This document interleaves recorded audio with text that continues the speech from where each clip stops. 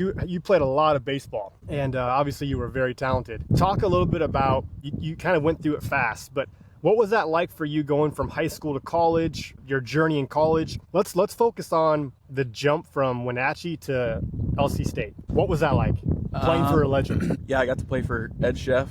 My whole high school, junior college career, I of course knew about LC State, knew about Ed Sheff, and I heard all of these stories, like nightmare stories, and people think that they're just stories and they're not really true. There's, I would say, about 95% truth in all of those stories. But for me as a player, having my goals and my dreams, knowing that I wanted to play on TV since I knew that was a thing, that was all I wanted to do. And I was competitive and I wanted to be coached hard, right? I wanted to get better. And in high school and even in junior college, I was always the best player on the field. Always. I knew it, my opponents knew it, the coaches knew it. And the coaches kind of coached me that way, if that makes sense. Oh, yeah.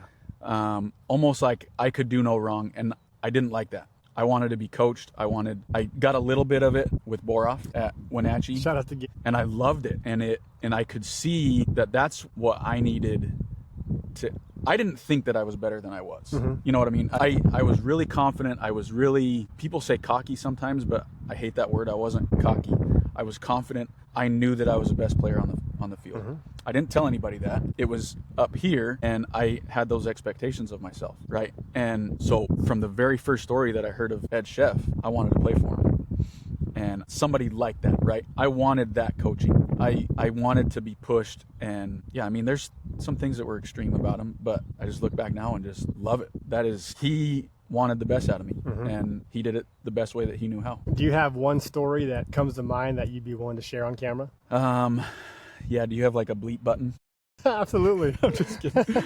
No, I'll keep it clean. One of my very first experiences with Ed, where I was like, this is Ed. It was my fall of my junior year in there. I was still kind of this incoming guy. I was thinking about maybe not playing there in the fall. I was thinking maybe I was going to have to go finish school somewhere else and then transfer in. But anyway, we got all that worked out.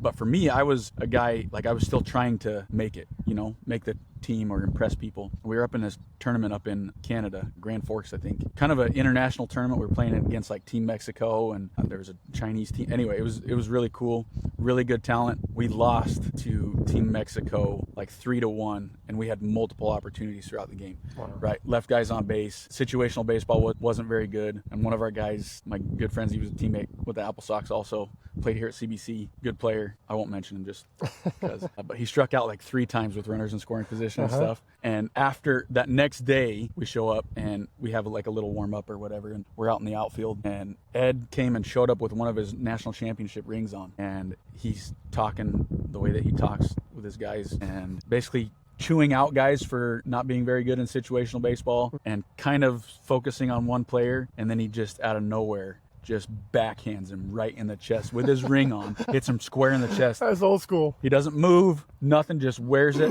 and he says, "I bet you're not going to do that again, are you?"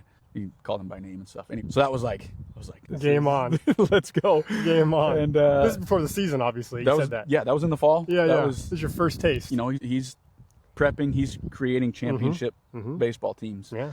And setting the expectation months before, right? And I knew it was something I wanted to be a part of. All right, fast forward to months later. You now have a chance to go win a national title. What was that journey like in that moment? Well, I'll back up a little bit. So coming in, up to that point, I was always the best player on the field. Yeah. Right? Yeah.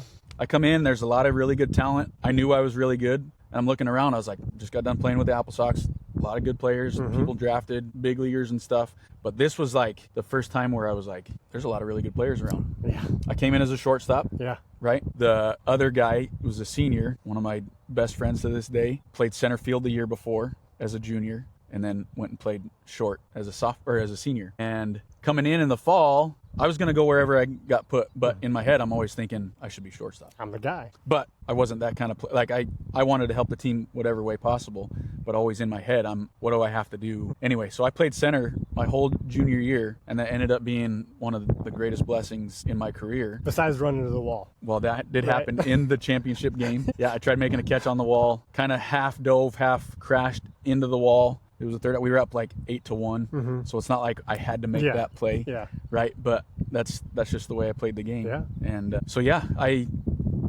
was able to play center. I feel like I was a pretty good outfielder. Professionally, I played most of my career as an outfielder, so that just kind of set me up for the future, right? But yeah, is that what you were trying to get at? Was the wall? The wall. I had to hit that at one point because you jacked yourself up. Yeah, I came up away. Anyway, like a couple pitches later, we ended up making the final out, but my hat was all caved in. I hit my thumb super weird. I think I kind of dove and then my hand came and hit. So I don't know if it was broken or what, but I went up and played summer ball in Alaska that next summer. And I remember my thumb was jacked up for the whole first month of the season. It was probably broken, but I'm just really tough and just, played through it. Absolutely, Brent.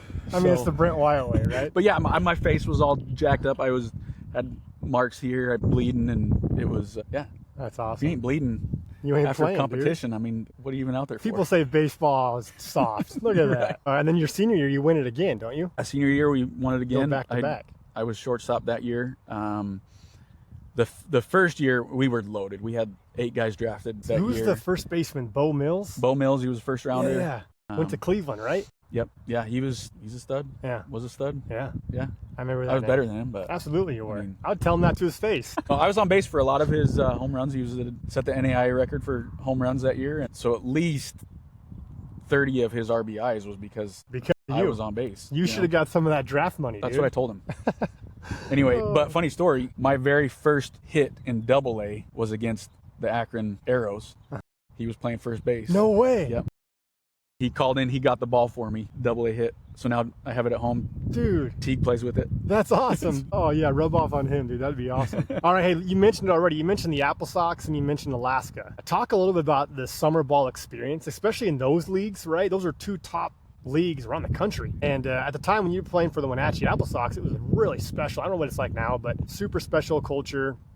Talk a little bit about that experience from the Wenatchee AppleSox to the team you played for in Alaska. So summer ball, even in high school, I played for the Pack. Went on. Summer ball is a different feel than during the season because you're playing with talent from all these different schools, right? And with the AppleSox, I was playing with guys from the Pac-10 at the time, all over the country, and that's when I was really able to compare myself with talent around the country and kind of see what my potential was. And it's just, you're building these relationships with guys. They're all baseball players, right? If you play baseball at a certain level, you can connect and click with anybody. It's super special. It's awesome. But that's like just playing from talent from all over, and you're building these friendships immediately. That was the most important thing, was the baseball, right?